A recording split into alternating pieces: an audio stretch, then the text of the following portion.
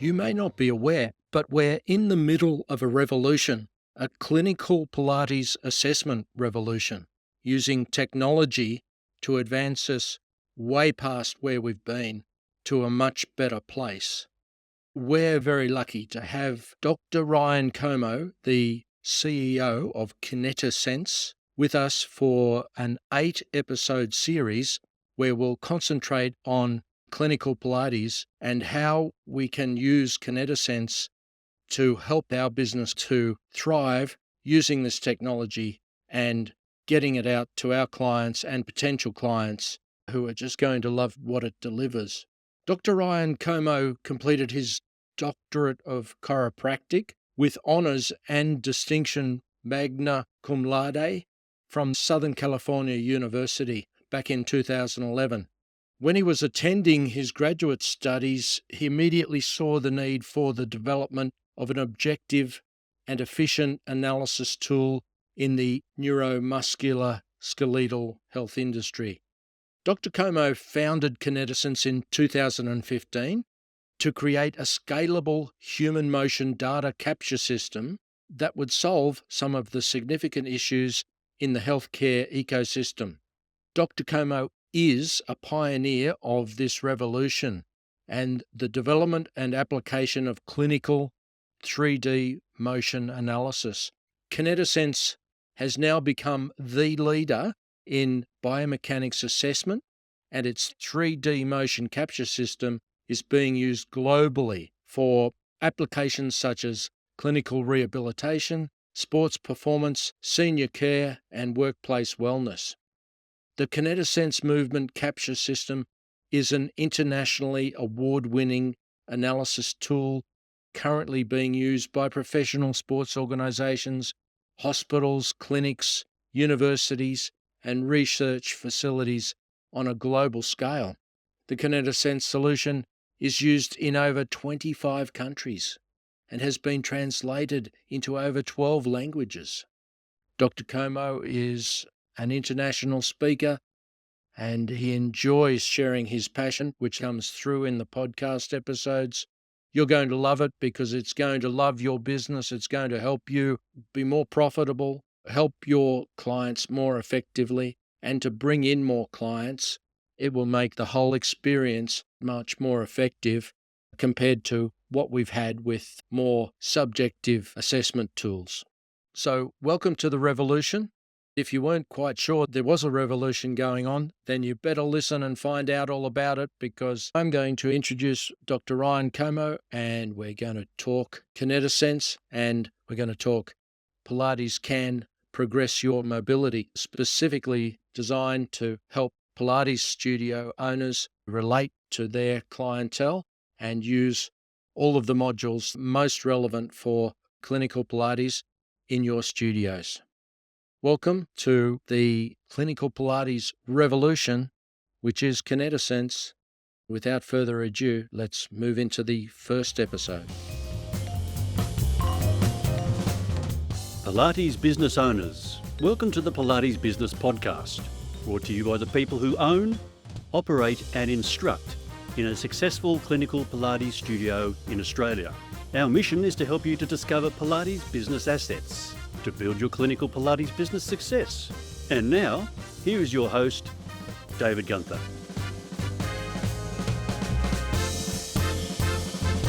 A new groundbreaking technology is just a fantastic change to our industry, because it's really going to augment what our businesses can do, augment what our instructors can do, and augment the benefits to our clients in a really cost-effective way that will allow many business opportunities for us. That's what we're going to explore in this 8-episode series. That series will focus on exactly what those business use cases are. The first business use case is about how we use Kinetisense, a particular version of that called Pilates Can progress your mobility. Using that in clinical Pilates studio setting is going to be a wonderful benefit for us. Dr. Ryan, thanks very much for joining us. We're very excited to have you on the show and to really explore the business use cases for Kinetisense and how it's going to be solving 10 Pilates business problems with just one new solution due to rapid technology advancements. Dr. Ryan, welcome to the show.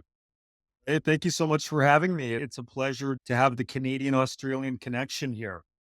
Absolutely. I've not ever visited Canada, but myself and my good wife, Claire, would love to do so one day. We're going to focus in on our clinical Pilates studio owner audience. Now, being a clinical Pilates studio owner myself, along with my wife, Claire, we're trying to address many common problems and challenges to really help our clients. Innovative technology has had its place with that. Dr. Ryan, if you could share just a brief overview of Kinetisense and what inspired its development. I really appreciate that and really appreciate this opportunity to share the Kinetisense story. I'm a practitioner, I'm a chiropractor by trade. I come from that MSK and MSK space, neuromusculoskeletal space.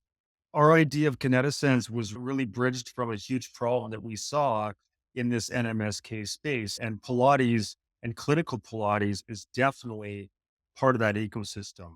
As a clinician, when I started my studies, my clinical studies, we were looking at different ways that we analyze human movement, because technically we're in the human movement space, whether you're a practitioner or whether you have a Pilates studio and you're a trainer, it doesn't matter. We're all part of human movement. I was blown away how we have very little tools to assess dynamic human movement.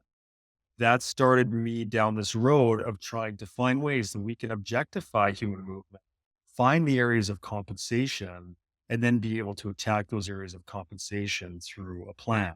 That's where we got into looking at different 3D motion capture systems. We started to look at the Microsoft Kinect camera. This was actually a gaming camera that had come out about 10 to 12 years ago from Microsoft. And I was amazed at how it could pick up the joints three-dimensionally without having to put any wearables on the body. So how do we get that type of technology in the hands of our movement therapists, of our trainers, of our practitioners to be able to objectify movement and not eyeball movement anymore? It's funny, a lot of the cookie cutter approach that we see in the clinical realm, we also see that in the fitness realm. My belief is that cookie cutter approach, that one size fits all type of methodology that we have, is stemming from the fact that we don't have granular assessment. We're not able to start someone on a pathway that's specific to their body, to their needs, that takes into account their history of compensations that they're bringing into the Pilates studio or clinic. We're not able to identify that rapidly when we simply eyeball assessment.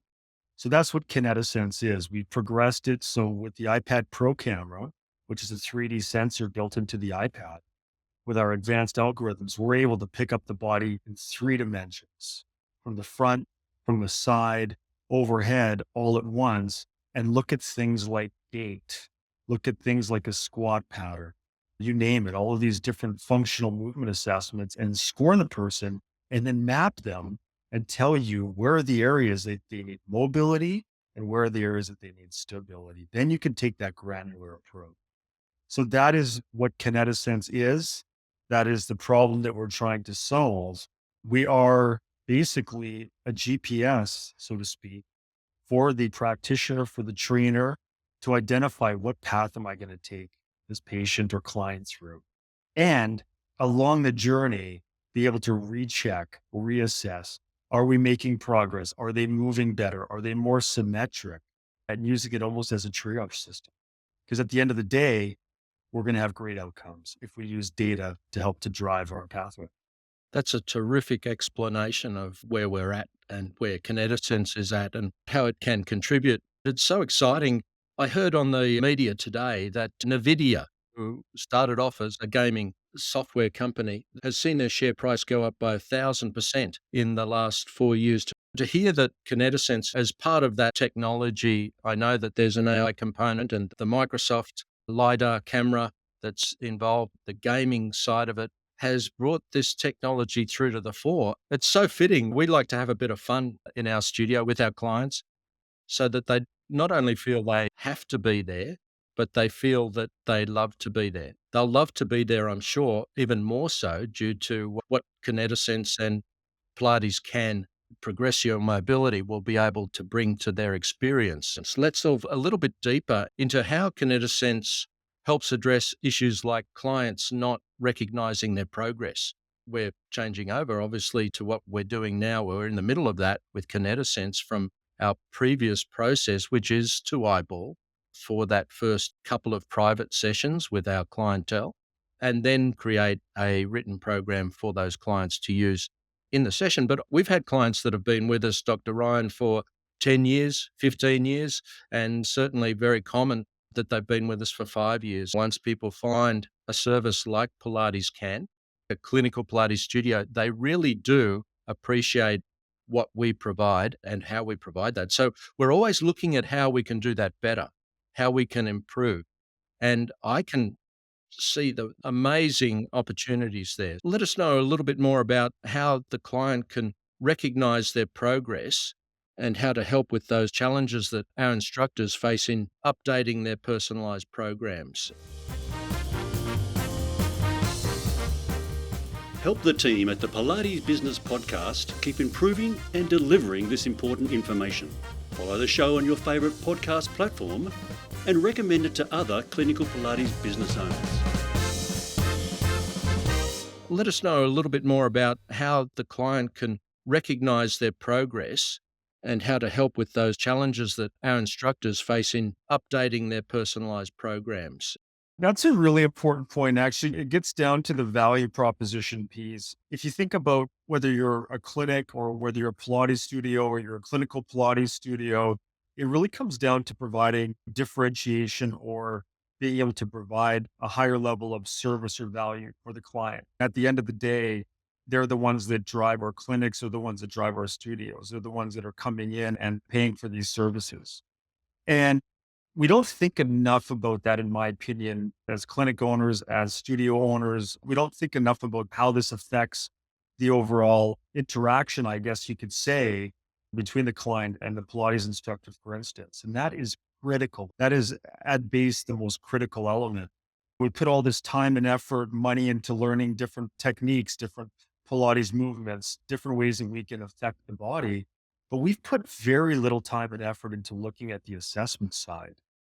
And I would argue that that is the absolute most critical piece. And this is the reason why, if we believe that the client is the driver of the ecosystem, which they are, what are we doing to augment communication between myself, the Pilates instructor, or the doctor, and the client?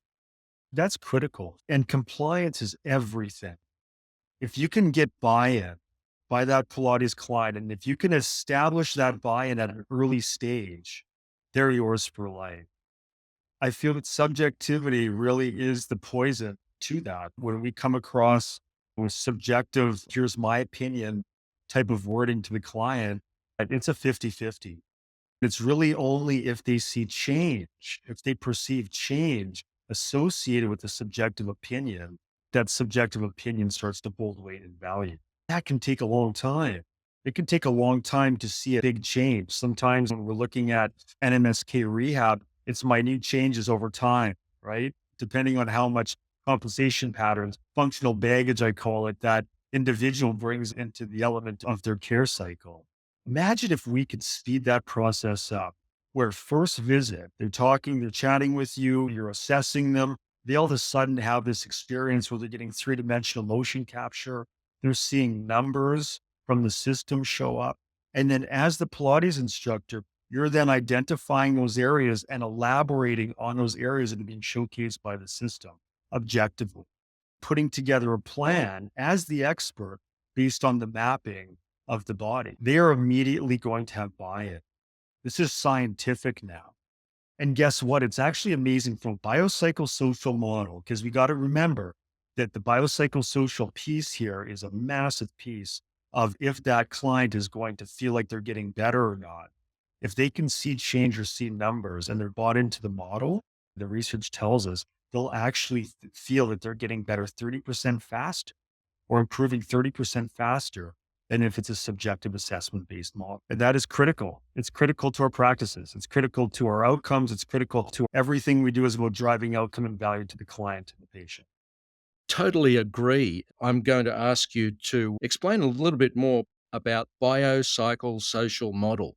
That sounds really impressive. I'd like to know exactly what that is, particularly since it will increase buy-in, the belief side of things, which is so important to the relationship, helping our clients actually be able to achieve an excellent Pilates exercise habit, as we call it.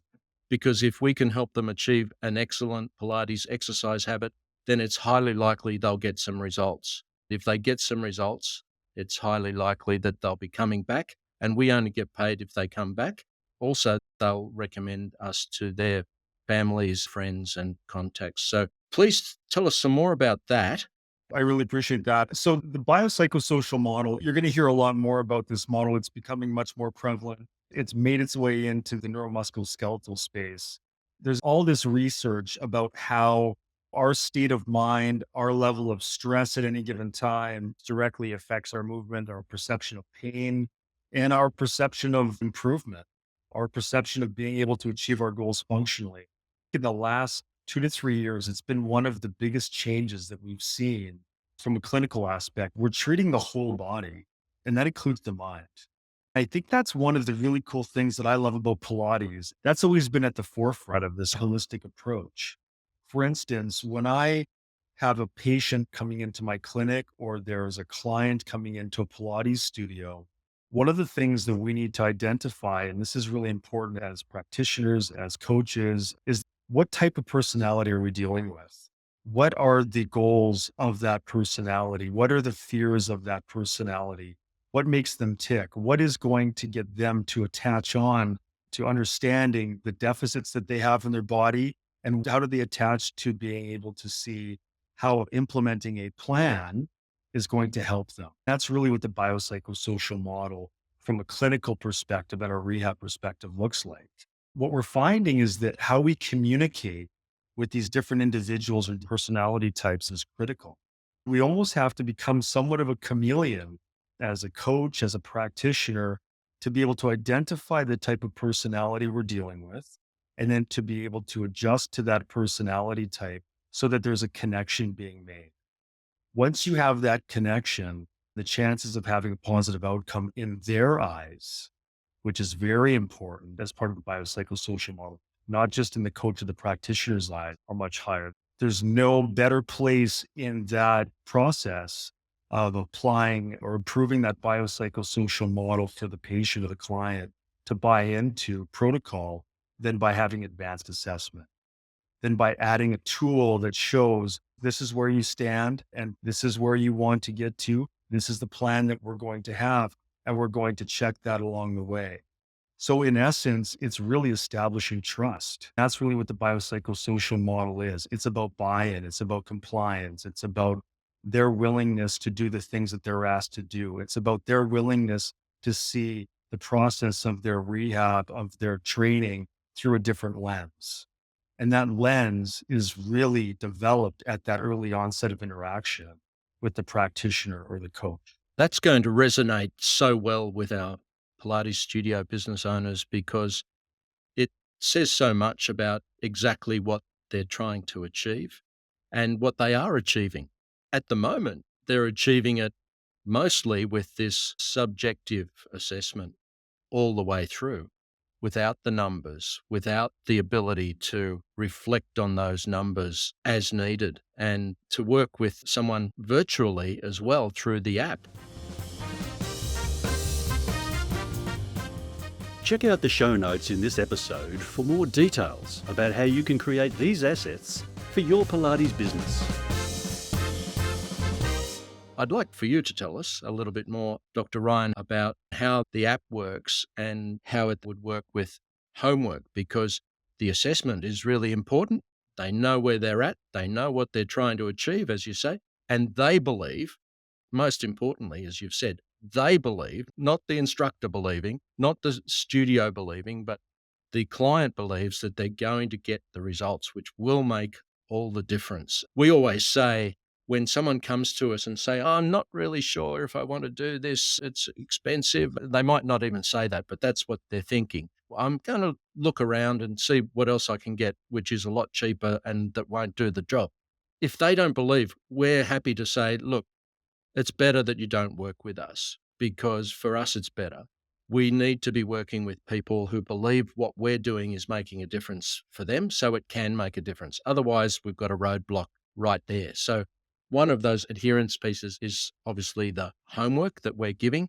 And there's some particular things that we're doing with the way we're using our version of Kinetisense. The Pilates Can Progress Your Mobility version, where we'll have access to an app. Please tell the story there of how that works, Dr. Ryan.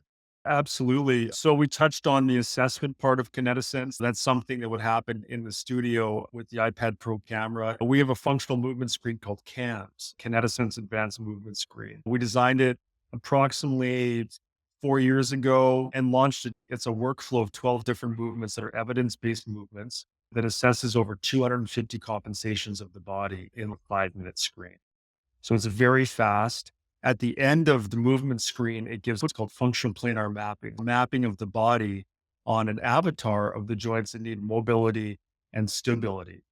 This is the critical piece, because now we can start to apply Pilates, different movements, target different areas, start to look at fascial patterns that we need to target, but also be able to look at the areas that we can send that individual with homework, that they can work on some basic mobility. Maybe it's the right shoulder lacks mobility in the transverse plane. They can be given corrective exercises or homework to free that up, which is then going to tie into the overall function that they have when they go back into their more dynamic Pilates movements. We do that through over 1,000 corrective exercises that we have in our library. After the functional planar mapping is done, the Pilates Can instructor can say, I'm going to send you home with this exercise, with this stretch, and that automatically gets sent to the end user's phone app, which is free.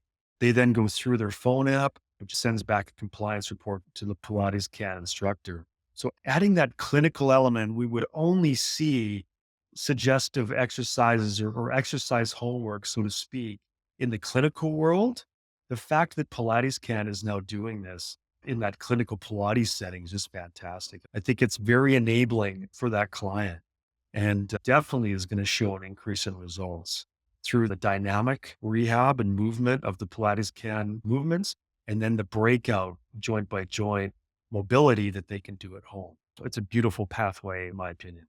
Your opinion is certainly echoed by our experience, because it beats what we have been doing in the past for the last 1,000 years with pieces of paper with drawings on them and instructions on those pieces of paper.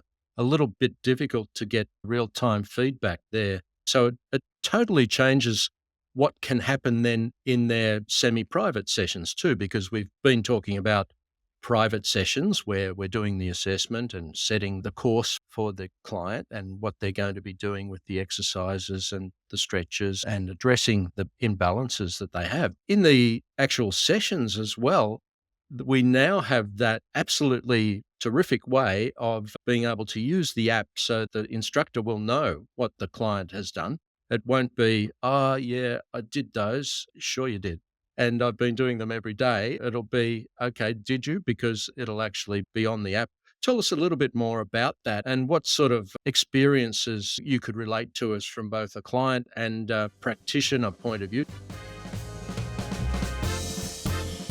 So we're going to leave this first episode right there and ask Dr. Ryan Comeau to answer that question for us in the next episode, the second episode of this 8-episode series. You're going to learn about business case uses for what you can do in your studio and how this new groundbreaking assessment technology will be able to help you quite significantly. But until then, stay awesome. You have been listening to the Pilates Business Podcast with David Gunther. If you are enjoying the show, let us know by subscribing and leaving a review. For more information, or if you have any Pilates business questions, visit www.pilatesbusiness.com.au.